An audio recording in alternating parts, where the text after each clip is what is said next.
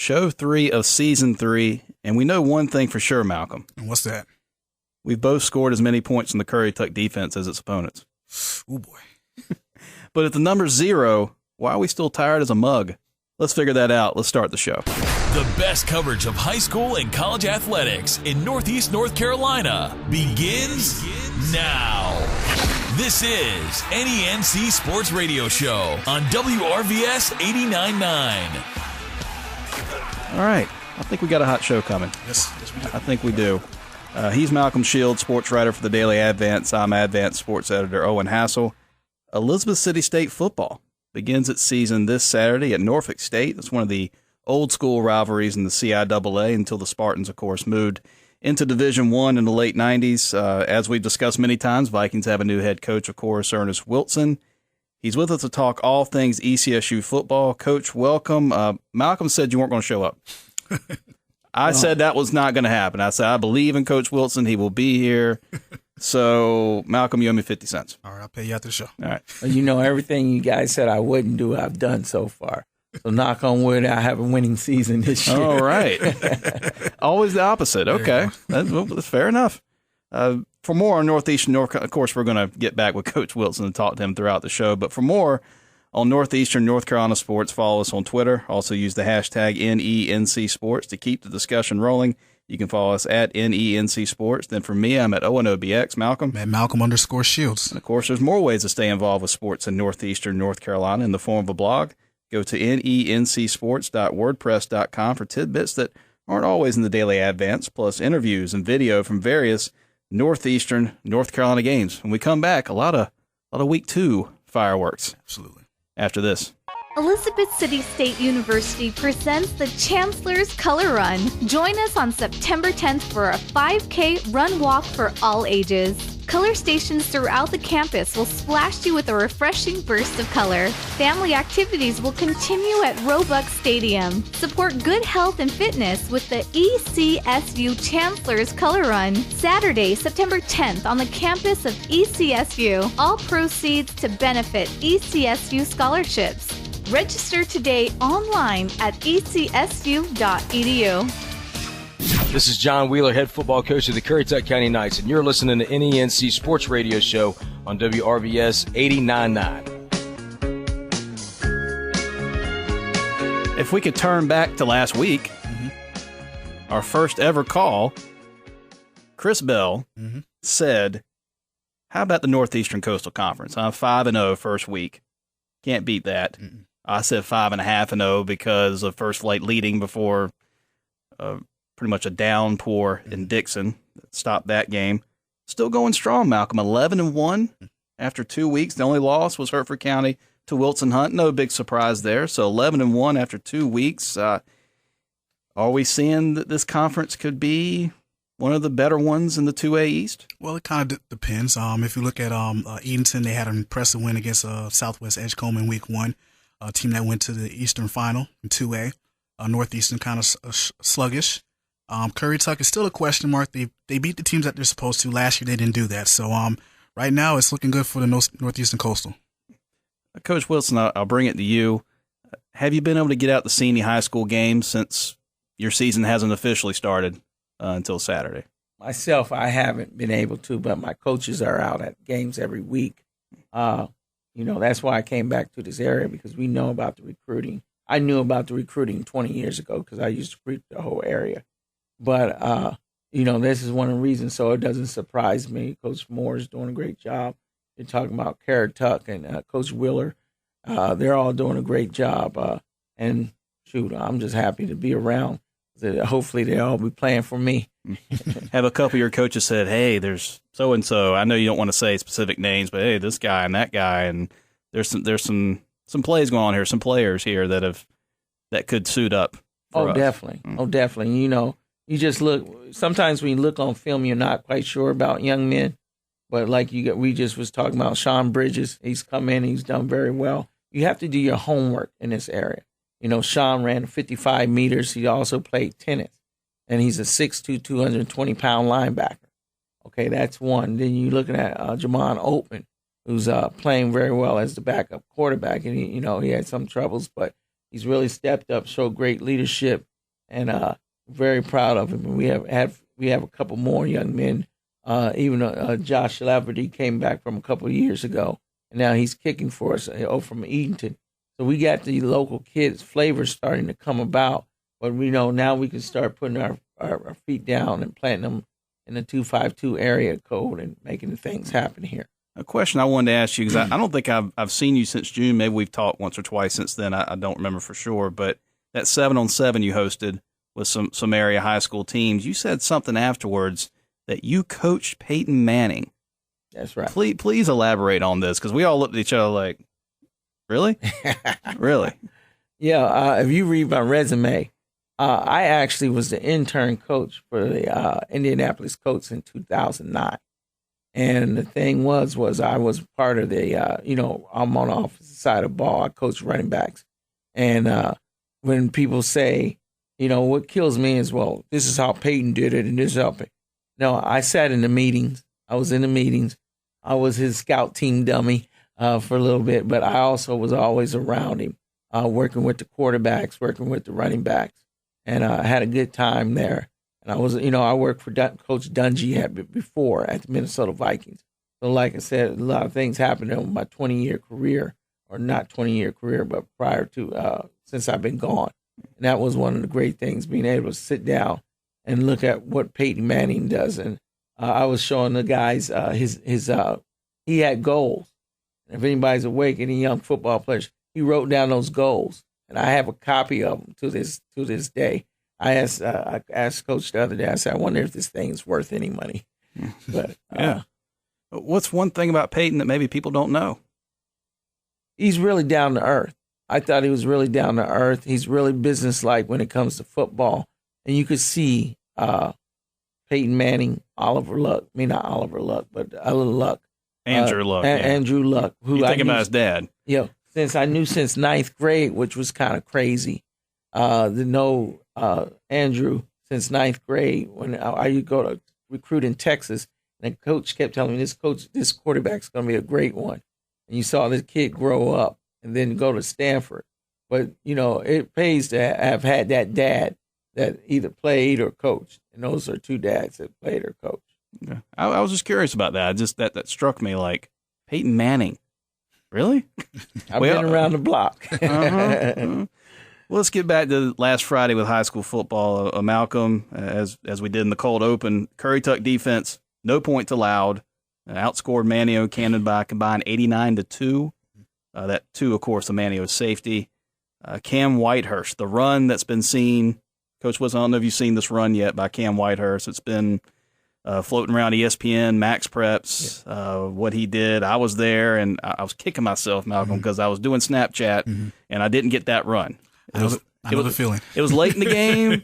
I mean, it was whatever. I mean, Curry Tuck's up 40. The guy's, you're thinking he's just going to go ahead and go down, not risk injury, trying to do too much, and then he gets that one block, and he gets 2, and then one more, and we know the rest if you've seen the video. But he said he was tired as a mug afterwards. I looked it up. There actually is like terms, tired as a mug, like a coffee mug. So I guess it makes sense. But I've got like one foot on the Curry Tuck train. I'm right there. I want to get in. I want to ride it. I want to see where this thing goes. But I'm still hesitant because Manio, Camden are down or struggling right now. Knights are going to possibly play Hickory Friday. Don't know till Friday morning. These storms that might be coming up. A lot of teams are waiting until Friday morning to make their decisions. Malcolm, are you sold on Curry Tuck? Possibly could make a run here in the Northeastern Coastal. I think you kind of elaborated on it. The first 2 weeks they played, Manio and Camden, who's down the downtrend right now. I want to see after they play Hickory how they go up against the 3A school in Wilson Hunt, who they kind of got beat by last year. I think that's going to be the big test early on for them before they go into conference play. Speaking of the reigning conference champ, Northeastern, down 21-0 at Northern Nash. I think that took everybody by surprise. Not so much that it was going to be a closer game than it has been, but the fact down 21-0, you're Northeastern, you're supposed to win these games. You're supposed to go there business-like, should not be this much of a struggle. But Coach Antonio Moore, very complimentary of Nash, had some strength that they haven't had the last couple years, snuck up on them almost until Northeastern made its comeback. I think middle of the third quarter, J.R. Walker shows up. Travion Freshwater. So Freshwater, so clean. Yes. He shows up. Tamon Stallings. Tamon and Puma Stallings, as I call him now, with the go-ahead touchdown. He took his helmet off and put it out like the Lion King. So that's what he was trying to do with that one. So Northeastern wins that 27-24. Edenton, well, I mean, put it on Burquemmons. Yes, they did. Right? You were at that game, Malcolm. Anything you can say about Burquemmons that they can hang their hats on? Positive there? Not much. You just got to move on from that game. It's just one of those where you get punched in the mouth, and it's going to be a good test to see how they respond when they play Pasquotank if the game is Friday. This gives them a little bit to regroup and see what they can do the rest of the way in the non-conference. Ace is locked and loaded, huh? Yeah, they look good. They're motivated. Even when the game was winding down, there was an announcement about the Northeastern score. They're really locked into that one. So, oh gosh, yeah. That's still a few weeks down the road. Yes, it is. Coaches do not want to hear about that right now. Absolutely. But we will probably start shoving it down people's throats sooner rather than later. It's because I don't know if it's a two-man show for that conference. I think Currituck might have something to say about that. But right now, those two teams are looking mighty good. I know Northeastern had to come back. But that's a 3A school. That's understood. Right. But Edenton right now, going to Southwest Edgecombe, I'm still looking at that being surprised by that. You just don't. No one just goes into Pine Tops. Right. You just don't go into Pine Tops and come out with a win, 46-13. That's what the Aces did. Pasquotank handling Gates 41-35, and the Panthers they're staying under the radar. Absolutely. And they get that chip on their shoulder vibe because of Northeastern getting all the love, and they sit there and go, what about us? And Pasquotank 2-0. I'm looking at the non-conference schedule. I'm thinking 4-0. Absolutely. Before they start conference play. So a lot of teams love to be 4-0. At a certain point, right? Yeah, Ernest Wilson, he's putting his hand up in the air. That's right. Norfolk State and Fordham coach, we'll get to that in a minute. But do the Fighting Chris McGees deserve a little more love? I think it's if they can run the table in non-conference, you got to start taking these guys seriously. Last year, kind of stumbled against Camden to start the year, and they got off to that good start, and then fell apart in non-conference. If they can handle business in the non-conference and, get rolling early on in conference play, this team's going to be serious. I'm going to put you on the spot here because I just thought of this. What running back would you pick if you could only pick one? Keemon Bailey or Marcus Cowell? Oh, boy. You're going to hurt some feelings now. Come on, stay strong. I'll go Marcus Cowell. Yeah. Are you going with the idea he's a senior? And he's kind of played in different offenses. Last year he did spread and he produced, and this year he's a little bit more I formation. So he's shown his versatility with Keemon. He's been that dive guy and that option. So I mean, Marcus has shown a little bit more versatility in my time that I've seen him. So I'll go with Marcus. Being allowed to show that versatility. Yeah, that's what you're saying. He probably didn't get those kinds of looks the last couple of years, and I'm sure he's kicking himself. But you can't turn back the hands of time. Right. Get it all back together. It all comes back together here. Okay, college football, because we got Ernest Wilson here. Norfolk State Saturday. Malcolm's got it, and I'm looking forward to this. I've already read it, of course, but the history of the fishbowl between ECSU, Norfolk State. Malcolm did a lot of studying on that. Got to talk to Sean Bridges Sr. being one of them, Antonio Moore being another. These guys all played in the game, and when this game came up on the schedule, a couple years ago it was set up. I talked to Coach Moore and a few others, and immediately their eyes lit up. Fishbowl. They kept saying fishbowl. I'm like, we've got to look into this because that's obviously there's some history here and there's some passion here between these two schools that is, even though they haven't played each other 20 years, it's still there. First of all, is any bother that's moved from 2 to 6 o'clock? Does that matter? The game's being moved. The only bother, and you'll find something. I coached in the last fishbowl. That's kind of scary because it's about the Down East Classic, and they were talking about that. I said, no, I don't think it was really at Rocky Mount. It was in Wilmington, North Carolina, because I was there too. But it is kind of it's just like I said with the teaching thing and with the coaching and then having to do the business part of it. You do have to change and put stuff in and do all the craziness of business. But it's a pretty neat situation. I'm glad that we moved it back to 6 o'clock. Daquan Neal back at quarterback, Malcolm Cherry, Porton Cog in the secondary, Victor Tabbs. I'm throwing some names out of people that the listeners know from the last couple of years. What's impressed you so far about the talent that was already here? There's always been some good talent here, but I think the guys are willing to work to be able to. I do a little bit of side adjusting on my offense. When you talk about Daquan Neal, in 2 scrimmages, he's thrown for over 1,000 yards. And so that's been really surprising because you've seen him running the ball more. So we're trying to develop him into a passer, and he's doing a great job of doing that. So that's one thing. Victor's been injured. He got turf toe right now. But, of course, he can catch the ball. And he was going to give up football in the spring, but decided to come back, and he's worked real hard. He's going to be successful. So those type of guys right now, they've been the leaders of our program, and we're really proud of them. I know you had to try to bring in guys in a hurry to just get your numbers up. What are you at right now? We're at 82 players in the program. Not many people have quit. We were hoping to have about 94, 95. Some of the guys didn't show up. But just when I first came in here, we had 52 players in the program with 48 of them eligible. So now we got 82 players and, always looking for the good talent. How many of them will be able to make the trip to Norfolk?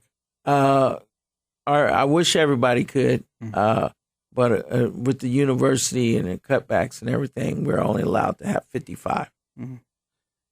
Your coaching staff, there's going to be some adjustments. New guy comes in. It seems like you've got like 3 or 4 student assistants, almost like half your staff to some degree. Is that, are you having to do more work? Because you talked about the 17 hours you have to teach on top of that. Are you finding yourself doing much more work than even you planned on when you took this job? Well, it is more work. But, one thing that I'm beginning to realize is sitting in the classroom, I'm sitting there with a young man.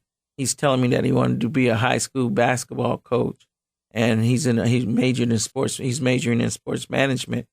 And, you're just sitting there listening to him talk. And I'm telling him all the different different things you can do in the sports management field. And at the end of the class, he said, I just thought all I was good was to be a high school basketball coach. Well, not knocking any high school basketball coach. But he said, now I can see things and be able to, for the sports management program to go even higher. And I said, yes. So, you see how you touch young people, period, as a professor, then as a coach. You're always working 24/7. So it's been very interesting that way. But, it's been a tough job, but it's a good job. I've heard you've been pretty tough in practice.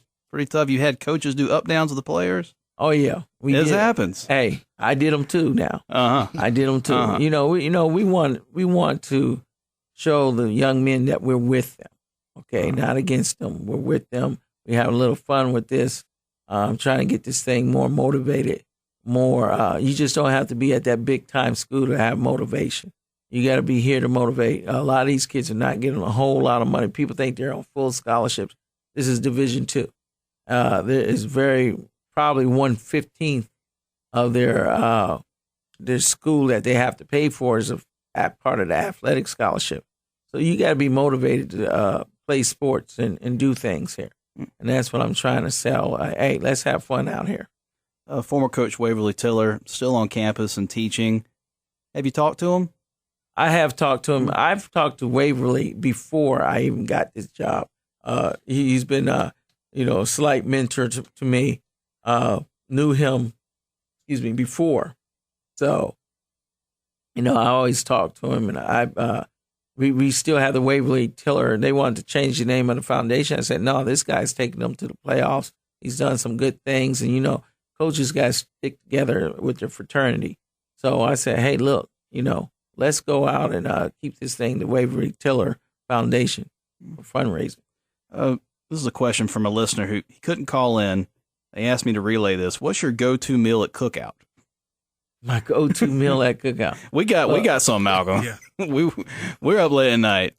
Well, I sometimes I have to have something with jalapenos on it. Okay. That's my Texas Tech and that New Mexico type life I had out there. So I had to have something with jalapenos. Mm.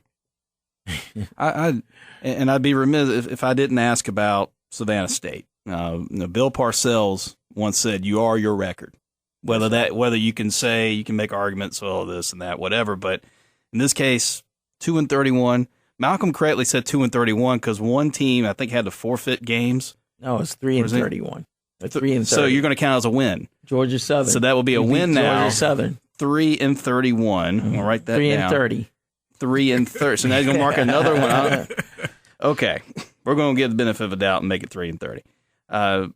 We've heard the excuses about Savannah State, this and that and the other, academic penalties, no weight room, all this kind of stuff. But I think what people want to know is, what did you learn from the experience? And what are some things maybe you didn't do well that are going to help you here, that you're going to grow from that, and it's going to make you a better coach at ECSU? Okay. Being at Savannah State was Savannah State, and I'll say it like that. I had some good times there. I had some bad times. We did a lot of fundraising there to help build up the program, and now hopefully it's on. I left just as they said we're going to start winning, and then they kind of were shocked that the coach left. But I really felt like I helped the young men graduate, and I want to continue to help young men graduate, and that's what this is all about. When you're looking at things like Black Lives Matter and everything else, I'm at a HBCU. I'm really want everybody to be here, but my job is to help young men graduate, get them off the streets, et cetera, et cetera. That's one thing I did do. The other thing that I did when you talk about that was, we were able to, get the uniforms and everything. So all that's good. What I think I can bring here is, number one, the graduation rates. I want everybody to graduate. Number two, I want to give this place a great product to watch. Yes, you saw the record there, but when I was head coach at other places, I had winning records. I won a national championship. I worked for some of the all-time greats, from Joe Paterno to Tony Dungy to, many more. So, a lot of people, you're only as good as your last record, as we know. And so, unfortunately, we were not able to get it done there. You start with nothing and you continue to try to build, and we built it. So hopefully the next coach that's there now will do a good job and take my men into what they want to do. I think I can do a lot here. I'm really seeing, number one, I want to unite the community and ECSU more. I just don't think it's there. For some odd reason, I know that. And I ask all the time, what's the history? Why did it all suddenly go away? Why is the attendance dropping? I feel like I'm a very important part of that, to get that attendance back. But to make this a college football town as well as a great high school football town, I think that I can get that taken care of. Then, of course, I believe that I can win here. And I think right now we have the athletes to win. Norfolk State, Fordham, obviously the school's getting paid for these games. You want to win them all, no doubt, but you're going to be a heavy underdog, no question about it. What type of statement can you make? Obviously winning, but if you hang in these games, what will that say? You know what? I've been around. The same thing with last year when you talk about Savannah State. The years before, we're getting trounced and whatnot. And then this, I was able to do some deals with Colorado State and Akron, and Colorado State lost their bowl game. Akron won theirs, but we had a 9-7 lead in the middle of the second quarter on Akron. We were giving none of those teams took their teams off the field till like the middle of the fourth quarter. I want to be able to go in here, and I think that I have another coach on my staff right now. We think our offense is better here at Elizabeth City State than it was at Savannah State. So, I'm going to say never. I played against, we lost to them in overtime last year when I was at Savannah State. I know they got good players. They got really good players. They got a good quarterback. but I think our quarterback is just as good. So I'm looking forward to playing him, and hopefully we not only hang in the game like you said, but give ourselves a chance to win in the fourth quarter. Well, Coach Wilson, will you stay on with us the show? We're going to finish things up with a couple of things that we do here on the show. But please stay with us. We're going to do some predictions for high school football, and that you know enough. You know enough. You can make those predictions for us. You're not going to hurt feelings. We hurt feelings all the time. So I mean, join the crowd. So when we come back, we'll have those predictions. WRVS 89.9 knows sports. Hear the best coverage of local high school and college athletics with NENC Sports Radio Show. Thursdays at 7 p.m. It's high school athletics back again. Yes. We're going to be with you every step of the way. That's all I'm saying. From the press box to press row brings HBCU and pro sports to your radio Saturdays at noon. We're going to talk with some of the top HBCU players and some of the top college players in the country. From the field to the court, get your sports here on WRVS 89.9, your community voice. I wanna love you, pretty young thing. Back here on the NENC Sports Show, Malcolm Shields, Owen Hassel, Elizabeth City State football coach Ernest Wilson. He's looking chill. He looks chill. Or he looks tired. I'm chill right now, but come Saturday night, it's going to be a whole different world. I hope so. Our first call on the show, this is going to be a good one. Malcolm, this is going to be a good one. Mm-hmm. You ready for this? Ready. Sean Bridges Sr., son Sean Bridges played for Northeastern, now a freshman at Elizabeth City State. Sean Bridges Sr., of course, also played at Elizabeth City State. He is ready to ask his question to ECSU football coach Ernest Wilson. Sean, take the floor. All right. First of all, I'd like to say good evening, gentlemen. I appreciate you, Malcolm and Owen, for allowing me to come on to your show tonight. How you doing, Coach Wilson? How you doing, Mr. Bridges? Doing just fine, just fine. Haven't met you yet in person, but I'd like to welcome you to the ECSU family. Thank you. All right. To be honest with you, I had a whole litany of questions that I wanted to bombard you with, but I had to think about it, and I know a lot of things will be beyond your control. So I narrowed it down to just one question that, is dealing with the alumni and former players such as myself. Since you've taken over the reins, I think you got your feet wet a little bit now. How come we haven't been brought into the fold, so to speak? It's like there's a wall between the athletic program, namely the football program, and the former ECSU football players and alumni. And I would love for us to bridge that gap a little bit, but it seems like we can't get any information.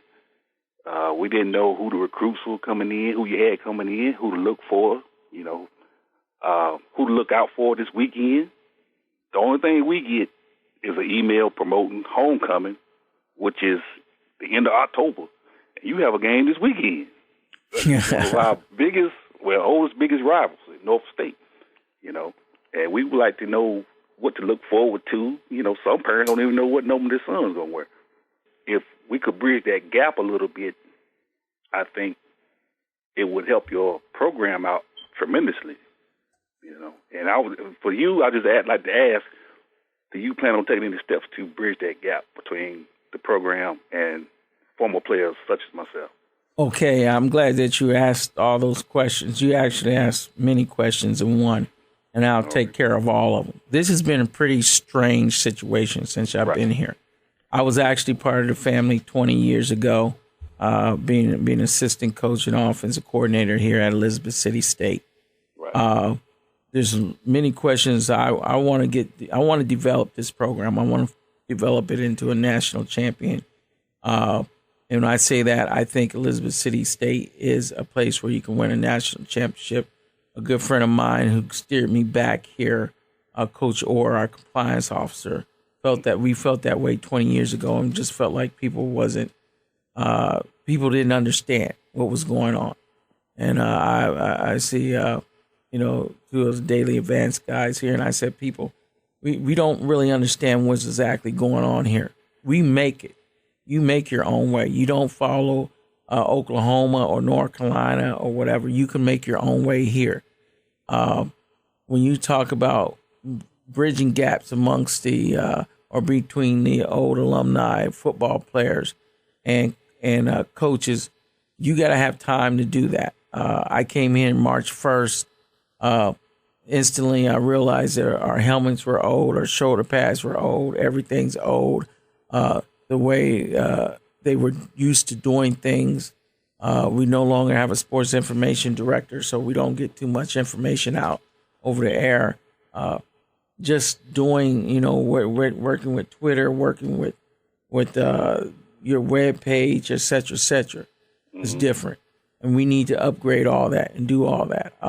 I've been around the block. Since I've been gone for 20 years. I worked in Division I.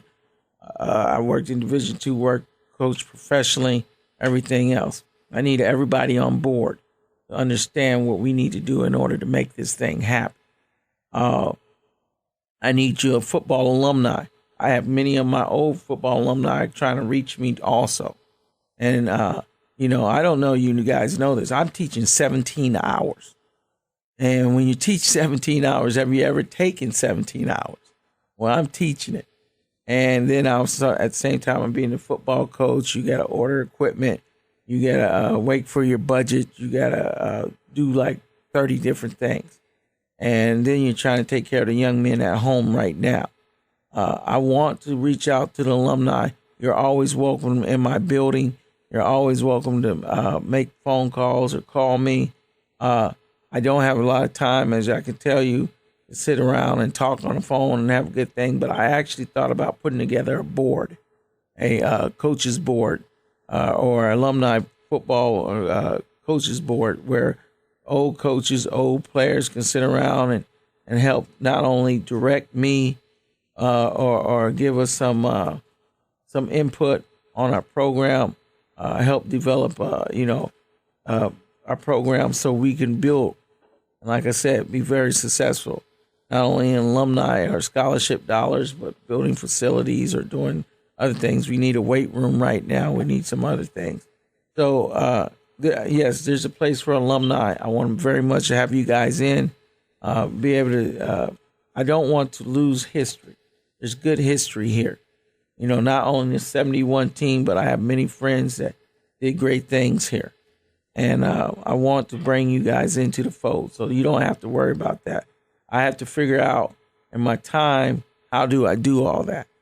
I did appoint, I have 2 or 3 ECSU alumni on my football coaching staff, and I appointed those guys as, to build a alumni coach players database. And so, but they've been running around with their heads cut off right now.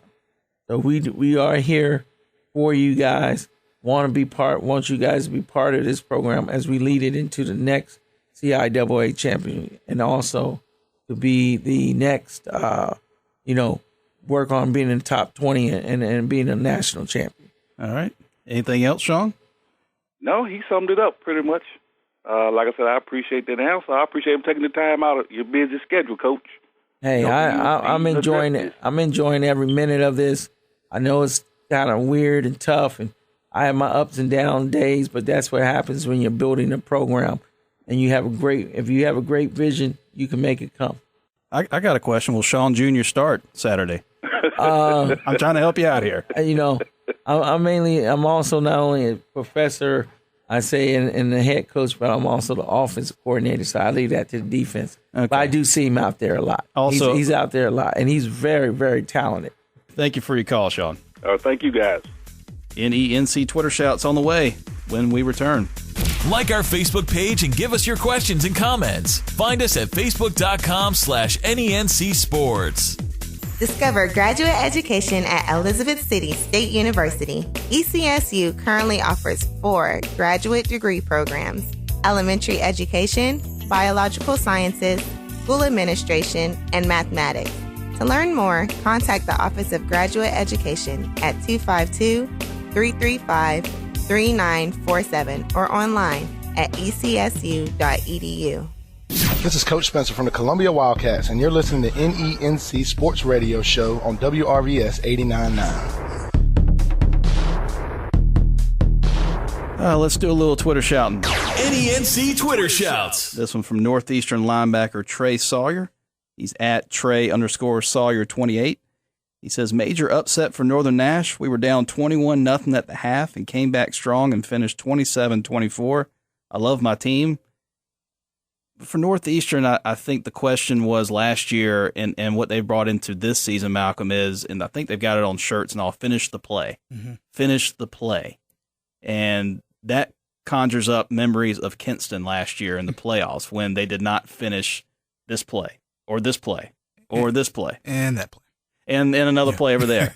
And then one over here. Yeah. Just so many that weren't finished when they could have shut the door on the Vikings. And they could have shut it down early in that game if they would have had a holding call go their way and, maybe add up some more points. But, I can understand that's motivation for them this year. Yeah. In this situation, I guess roles are reversed. Northern Nash probably had a chance to shut it down here, finish this play, finish that play. And Northeastern showed a little bit of why it's consistently ranked in the top 10 of the state for two ways. Mm-hmm. They always get the grief of, they don't play anybody in the Northeastern corner, all that stuff every single year. You have to win games like this, and you have to do it consistently to show people, okay, we're not a flash in the pan. We don't just play 1A schools all the time and get a whole bunch of wins and then flame out in the first round of the playoffs. Mm-hmm. It's about building a program, Coach Wilson, building a program. That's what you have to do. One great year, that's great. But what about the next couple after that? What happened to, I'm trying to think of a coach, Gene Chizik. Let's bring out Gene Chizik, won a national title. Mm-hmm. What happened a year or two later? Gone. Fell apart. Now, being a Carolina guy, I'm glad he's with UNC. But the point is, Auburn head coach, national title, a year or two later, losing season, bye-bye. It just, I'm speaking to the choir looking at Coach Wilson saying this. He understands that. Oh, yeah. One day you're on top of the world, next day, bam. You're only as good as your last game. Yeah. And for Northeastern, that last game was a show of a little bit of a little grit. A little grit that we don't always see from the Eagles because they don't always have to show it. And I think this game made a big statement early in the year and woke up the Eagles because I have to believe some of those players were taking Northern Nash lightly. And how could they not? They've beaten Northern Nash by an average 30, 40 points the last couple of years. Mm-hmm. New year, and that's what it took to win that game. So we encourage all of you to tweet about NENC Sports, and yours might get put on the air. Just post your thoughts or questions. We'll try to answer them. Use the hashtag NENC Sports. Let's get to some football predictions. NENC Picks of the Week. Gates at Bertie. That's a Thursday game. That one got moved because of the storms. Bertie coach Grantley Mazzell got that W against Northampton. But Corey Cherry, torn ACL. Yeah. Out. I got to say out for the year. Yeah. He was at Media Day. Mm-hmm. I enjoyed talking to the kid. Great kid. He was excited about playing Northeastern. Yes. Another guy that wants to take Northeastern off from the top of the mountain. Coach Wilson, you're at Media Day. Glad to have you there, and you got the chance to talk for a few minutes. But no Corey Cherry. I think there's one or two other injuries that just don't pop in my head right now that I've heard through the grapevine. Also they're working in a new quarterback this year. New quarterback. Gates. I think it's a 50-50 game. Yeah. I'm going to go ahead and go for Gates, actually. Yeah. Gates showed a little bit of life against Pasquotank last week. It was a close game at halftime. A lot of injuries for Bertie. It was a gritty win that they got last week. I'm going to roll with the Falcons again this week. Coach Wilson, what do you think? I'm going with Gates, even though Coach Mizell was the first coach I met here. I went over to Bertie and spoke, but outstanding job that he's doing right now, and I have to go for the old Gates team. I'm going to have to say what he's having to do at Bertie probably parallels what you're having to do here. Did you sense that talking to him? Yes, we spent a lot of time together, and he told me because I used back in the day, Bertie was running the neighborhood, and he and I talked, and I was like, wow, it went down that far. He's doing a good job. Another Thursday game now. Just found out about this being Thursday. Edenton at Plymouth. These two teams do not like each other. They're not that far apart. Just go across the sound. There's Plymouth. There's Edenton. Plymouth has gotten the best of the Aces the past couple years. Of course, Plymouth is the defending 1A state champion, but I've seen the Vikings. They struggle. They're a little young. And if you're Edenton, Boy, you smell it. Yeah. You smell it. They are. I think they're going to come after Plymouth like Plymouth has never seen before. I don't want to say Plymouth has a running clock put on them on their own field, but I think it could be close to that. I really do. So I got the Aces. Yeah, Edenton's rolling right now. I'm going to go with Edenton. Coach Wilson. I know the old man's over at Plymouth, and he's been around 35 years, but I think that Aces got him this year. Yeah. Hertford County at Rocky Mount is another case of injuries. Kaim Perry, starting running back, hurt. Ja'Cory Roberson, the Wake Forest commit, hurt, doubtful.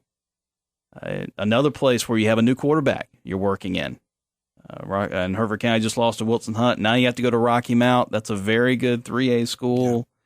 Yeah.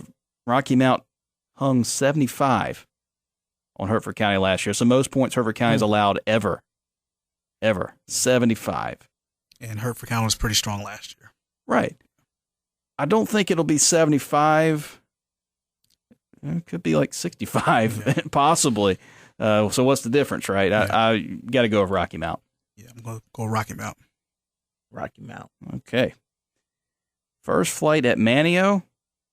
That's called let's get Coach on this. Let's see if he knows what it's called. You had the Fishbowl from Norfolk State and ECSU. What did Manio and First Flight call their game? Oh, I couldn't tell you that. What's that? Oh, but he's recruited the area so well. The Outer Banks. He's talked to these people. The Outer Banks game. The Outer Bank. Yeah, that sounds original. It's called the Outer Bank. The Marlin Bowl. Okay. It's called the Marlin Bowl. First Flight's been able to get a couple of these. When I was living at the beach covering sports in Dare County, Manio still had that a little bit of a stronghold as far as the male sports, but that switched a few years after because First Flight's got the larger student body. I'll have to go with First Flight again because it seems like Manio and Coach Eddie Twine, this is his last year, and Coach Twine is a great guy. He's been doing this a long time. I wish him well. Hopefully Manio can get a few W's once they get into the Coastal 10, but this is going to be difficult playing First Flight, so I got the Nighthawks. Yeah, I'm going to go with First Flight. First Flight. Okay. Perquimans at Pasquotank. The fighting Aaron Burks against the fighting Chris McGee's. I'm pulling for Perquimans. I pull for everybody in this area. I want everyone to succeed, but I really do think Perquimans has a chance, and you can read it on the blog, nencsports.wordpress.com. We do the weekly conference power rankings. I have a little fun with that. But I think Perquimans can have a winning record this year. I really do. And they haven't had a winning record since 2008. That's why I bring that up. So it's a big deal. I'm not saying they're going to win this game Friday. I've got Pasquotank. If they can just, like we said last week at Edenton, just don't get discouraged. Don't get discouraged by playing these teams, just like you guys, Coach Wilson. Don't get discouraged playing Norfolk State and Fordham, knowing that you're the underdog. And if something happens that is not quite desirable, like a 30 or 40-point loss. So that could happen again with Pasquotank. I don't think it will because Pasquotank is going to allow some points to be scored. It'll be a high-scoring game. But I got the Panthers. Too much Marcus Cowell, right? Yeah, I mean, kid special. I think, it's going to be interesting how Perquimans is going to respond when they get punched in the face. Last week, it got real bad real early against Edenton. With go with Pasquotank, I think it'll be a little bit more competitive game. Coach, what you think? I'm going for the local. So I'm going for Pasquotank. Well, the locals, both teams. Yeah, but it's both area teams. Pasquotank. Okay. It's talking about inside the county. Right. Inside Pasquotank. Right. I just wanted to clarify. My poor Coach James had to retire early. So. Yeah. That was a tough blow, of course, but it seems like from photos I've seen, Elvin James is still on the sidelines. Yeah. He's still helping. Yeah, he was out there at Edenton last week. He's still around the team. Trying to give a word of encouragement, which is, a positive thing to see for a guy who invested so much time these past few years. And you can't overlook someone who's going to have those years in the college ranks as well, who he can help out these guys get to the next level. Mm-hmm. I think he did that with, for example, Dayon Mallory. He's going to be starting for Fayetteville State first game. I think left guard, if I remember correctly, starting as a freshman. And then I'll throw a little bit of this out there because I thought it was interesting going back to your press conference. The day you had your press conference was the same day Fayetteville State was up here, going to Edenton, going to Northeastern, going to Perquimans. It was almost like a little shot, like, hey. Well, I think the shot is you better go get them now because you won't get them later. Okay. So Fayetteville State's had some success up here the past couple of years. My thing is, like I said before, I would just want all the young men to get an opportunity to go to school. And then with that, I always say we're going to win games with or without you. We prefer to have you, but if not, you'll be on the other side of with the L. Fair enough. Fair enough. All right, bringing the fire now. Bring the fire, baby. All right, now he's perked up. He's not sleepy anymore. So everyone had Pasquotank for that. Camden at Northeastern. Injuries as well, and really J.R. Williams, quarterback Camden. He can do this. He can run this option. I believe he can. I think he may be the best athlete at that school. Basketball, baseball, football. He can do a lot of things. He just seems a little timid, right? Like he doesn't quite know what to do, or should I make this play? And then if something happens, like against Currituck where he fumbles, kids, your head's going to be down. Then now you're even more wary of what you're doing. I think he just needs a little more time. And with Coach Scott Jones, he looks at it as, I've got another year with JR. So he can get adjusted now. Instead of trying to do this with a senior, I've only got that kid 1 year. At the same time, they're missing Brandon Underwood. Yeah. They're missing him. When Brandon came in late third quarter against Pasquotank in week 1, I mean, he just magic for Camden. It seemed like they got a little bit of life and led him to a couple of scores. But again, with his injury, it's going to be tough for Camden. Yeah. And hence Northeastern. It's always been difficult. Camden does have a win against Northeastern in its history. They do. And Camden people like to remind me of that, which is fine. I need to hang your hat on that. Go right ahead. It's just not going to happen this Friday. That will be a running clock. And we just hope no more injuries for either school. I mean, because that can happen to the favorite team too, and that's the worst. A game where you're up 40, and then that probably would pull your hair out. Well, okay, well, Coach Wilson, it wouldn't pull our hair out too much, but it more than anything else, right? Frustrating a little bit. So. Yeah, we're pretty much all in the same game. I mean, I know in another 5 years I'll be done. I'm just going to have to give up and do the shaving. But like me, shave it off. Yeah, I need to. Northeastern. Yeah. Well, let's get to some high schools as far as volleyball, girls tennis, that kind of thing. Perquimans at Currituck volleyball. Lady Knights 1-3, stay unbeaten. On Wednesday, Cameron Johnson, Madeline Duncan and company, they're trying to win back-to-back Northeastern Coastal Conference championships. Definitely showing what they can do right now. And obviously they did start conference play. But Currituck and Northeastern did lose to Riverside, their first loss this year, a really tight 4-set match. But you got to think it's those two schools. And, First Flight, you can't count out First Flight. Northeastern plays First Flight on Thursday, but it's going to be mighty difficult to beat Currituck with Cameron Johnson, who's a legit Division I volleyball. But she looked like a Division I player as a freshman. Yes. Yeah, I mean, she's even said that she aspires at some point to do beach volleyball, which is a sport that's kind of, flourished in the last few years in the NCAA. So, I mean, the young lady's pretty talented. She's our Carrie Walsh Jennings. Yes. Right here. I mean, I'm trying to make comparisons. People understand. Like, she's got the height. Yep. She's got the strength.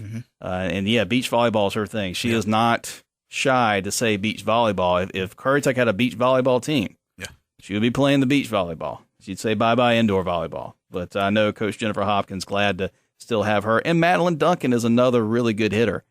She probably gets lost a little in the shuffle because all the talks about Cameron, last year's area player of the year. But Madeline Duncan, can't overlook her. And Jessie Wilson. She had 25 assists against Perquimans. And Perquimans has always got a solid volleyball team with Coach Christy Thatch. 25 assists. Jessie Wilson, area player of the year in softball.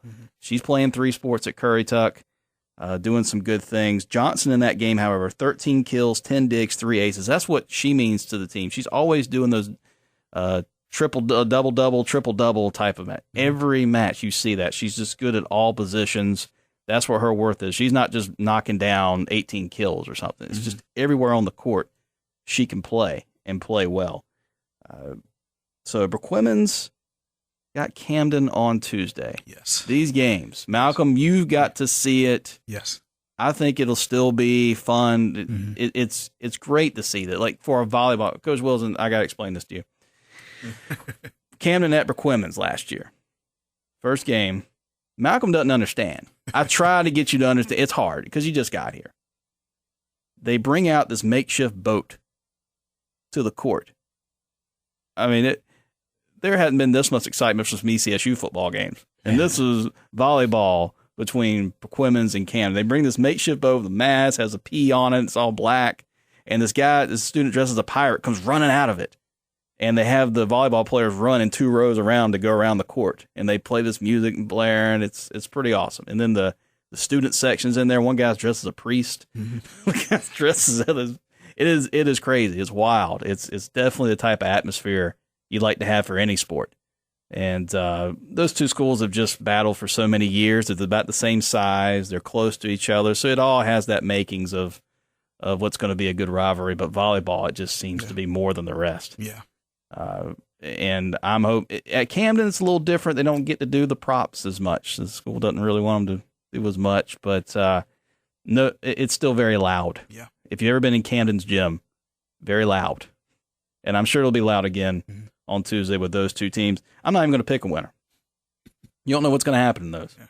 I should just go ahead and pick a side. I shouldn't be a wuss and be on the fence, but maybe I will this weekend. I'll put some on Twitter. Northeastern girls tennis beat Pasquotank 9-0. Number 3 doubles is a forfeit, but all of the matches were won via bagels.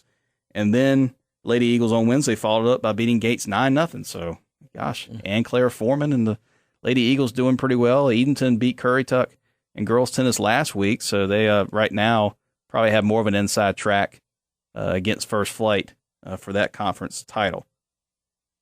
This has been fun. Yeah, absolutely. This has been fun. Enjoyed Coach, it. You've enjoyed it. Okay, well, I guess we're going to have to close up at some point, and that some point is right now. But remember always to follow us on Twitter at NENC Sports. I'm at ONOBX. Malcolm? I'm at Malcolm_Shields. That's for the latest sports updates. And pick up a copy of the Daily Advance newspaper. So we almost always go beyond our radio time. So actually now we've got YouTube. Yes. I almost forget this. It's a very nice resource. Now we put the show on YouTube. I believe WRVS's YouTube page.